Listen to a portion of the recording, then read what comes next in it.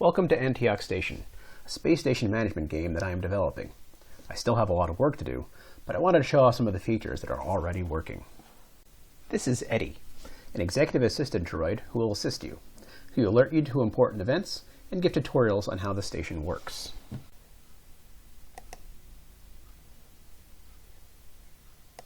This is Antioch Station, a derelict mining station that you've been given command over.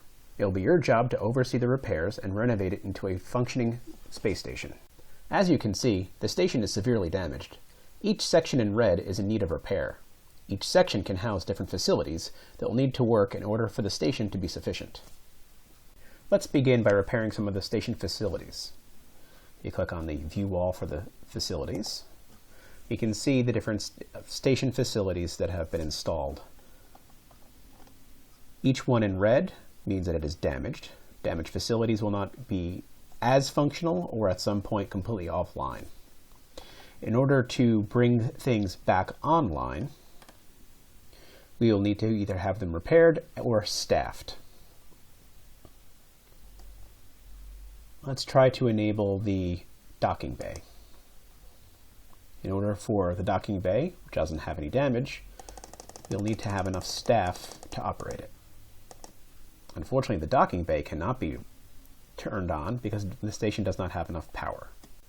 In order to get the power we need to run the facilities, we will need to repair our reactors. We have one reactor that is so severely damaged it is completely offline. This other reactor is severely damaged, but not so much that it isn't functional. And it only has a minimal of staff. So we can get more energy out if we have more people working on the station facility. In order to get it at 100% efficiency, we'll need to repair it. This repair job can be done, also needs to be staffed. So the more staff we put on a job, after a minimum of people to work on it, the faster the job can get done then. This will now take 2 days of game time. You can see open missions in the missions tab. The mission will automatically complete in time.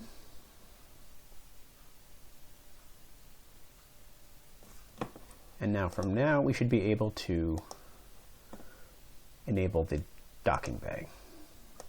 We now have enough system power. You can see here the surplus of power for each facility. The reactors take fuel. If you look at the market menu, you can see all of our different commodities. Fuel, food, ores, and many things that the game will eventually support. We do have a stockpile of fuel already, but that is going to tick down over time. In order to make sure we have fuel coming in, we're going to need to re-enable our solar collectors. These generate fuel from the nearby star. So both of our solar collectors are offline. One is severely damaged, the other one isn't damaged but doesn't have any staff. So we can enable this one pretty easily.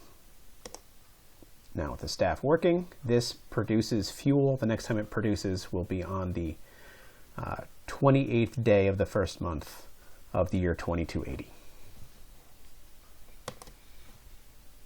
Now that we have fuel coming in and a reactor working, we'll be able to keep the station moving along.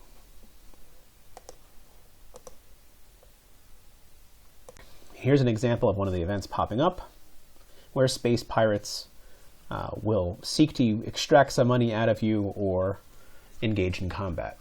We do have the money. We have 9,800 credits on hand. We could just pay them off and they'll go away, or we could engage in combat and not have to pay them at all. Let's see what combat looks like. Here's our combat screen.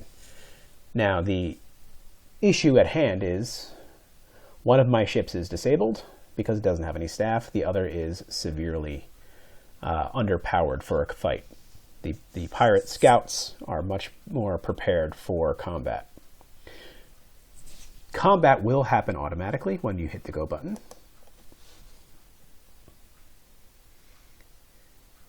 And the enemy will take shots at your ships while your ships take shots at the enemy ships. You can pause combat at any time and make some more informed decisions. I can set the tactics at this to focus fire on a specific target. And now this ship will continuously fire on just the one pirate. However, as you can see, this 3-on-1 fight is not exactly fair, and we're going to lose this fight, so we can surrender. And so the pirates are demanding the credits they asked for in the first place in order to go away. If we say no deal, we'll go right back into combat. If we pay the credits, they will go away. And you can see we've now lost the credits.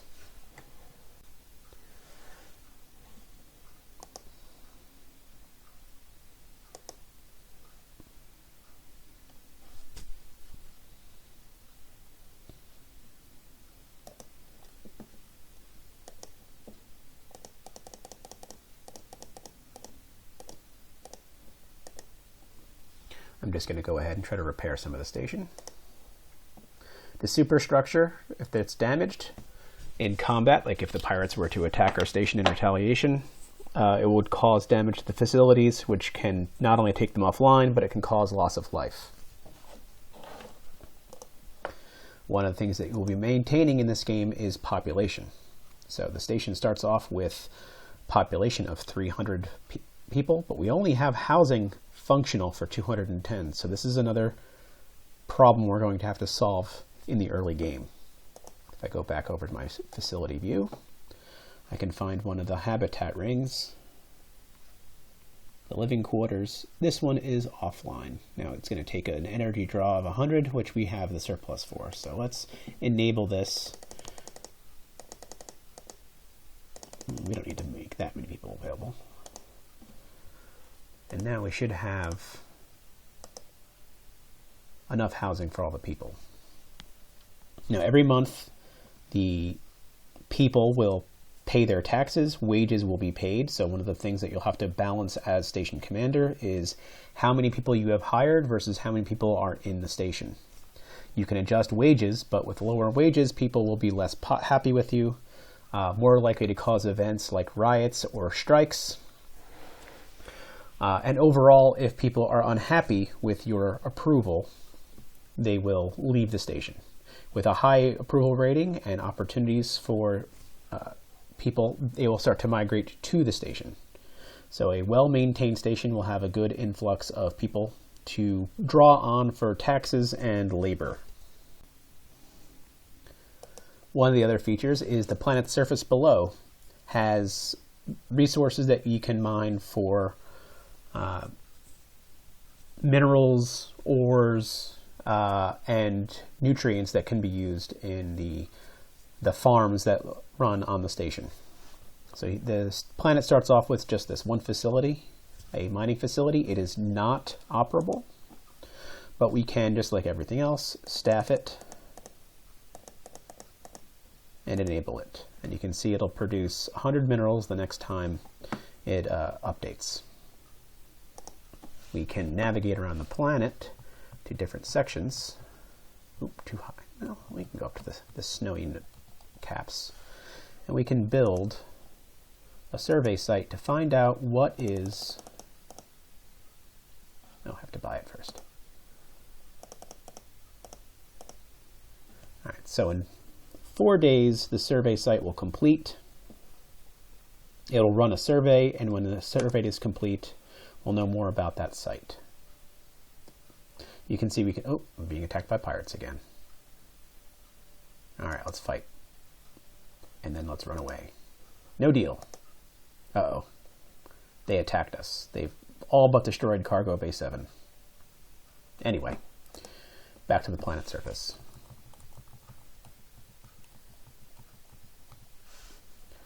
We can view our survey site. It's not yet active since it is still under construction. Not available until day 44, which is tomorrow.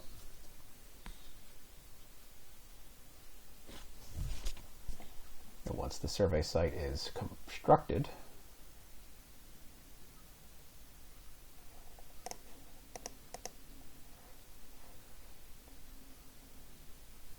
it will perform the survey. So more on this later. Oh, there we are. The survey has completed, and you can see at that site there are 106 nutrients, 104 minerals, and 154 ores. This will give you a more informed choice as to what kind of facility should be put in that place instead. So with this having more ore deposits, putting a mine would be the better choice. So let's sell this facility. This is the commodities market. From here you can see your supply of any of the resources that are in the game. You can set a stockpile mark, which will make sure that you always keep up to that much before you allow for sale. There's a global market price that will be affected by interstellar trade. And just to make sure that you don't sell stuff you may need, you can allow or disallow the sale of anything. Commodities that have their supply in green show you that you have gained something. Commodities that have their supply in red mean you have lost something. You can purchase something if you don't have it. Oh, but we can't because the commodities facility is no longer functional. It's one of the things that has been damaged.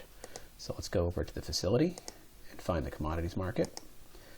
Oh, it's not damaged, but it doesn't have any staff. So let's bring it back online. Oh, we need more people. So population, let's hire some staff. The staff is drawn from the available population on the station.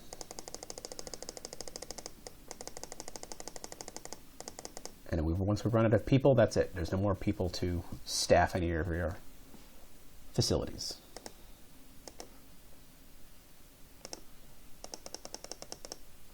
All right, now let's enable it. Now that we have a working commodities market, we can actually engage in some activities. So I can allow sale of food above 500, or food or fuel over 500. Since we actually do produce fuel, this is something we might want to be able to sell. But we'll always keep 500 on hand for ourselves. Let's make sure we're producing more fuel by repairing the other solar collector.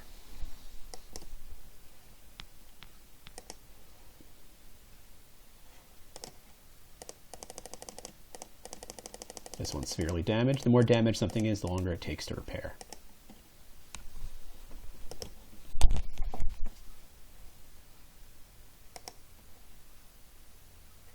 While we're waiting for the repairs, if we don't like the way the space station has been painted, we can always change it. Maybe make it more of an orange. I like the way that looks. Oh, we're in another combat. Once again, I'm just going to run away.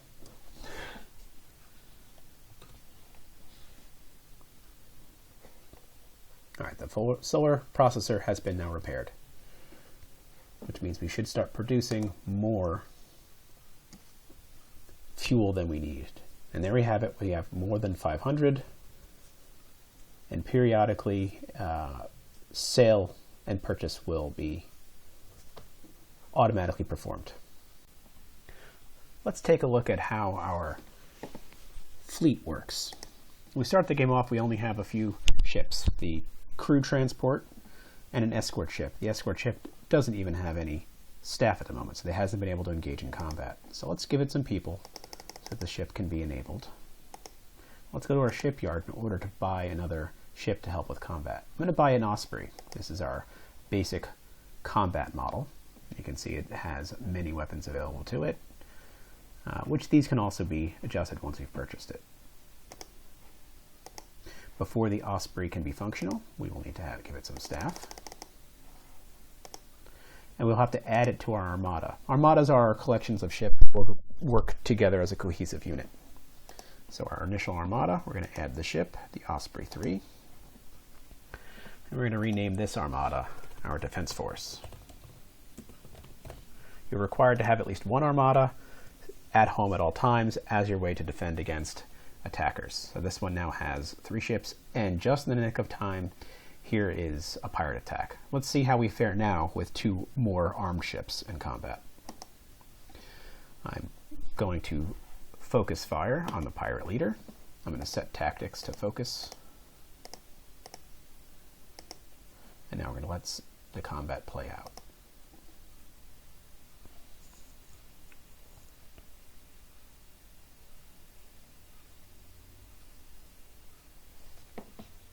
one of our ships is disabled, but one of their ships has been disabled too. So we're going to target another ship and see if we do better. Oh no. One of our ships is destroyed.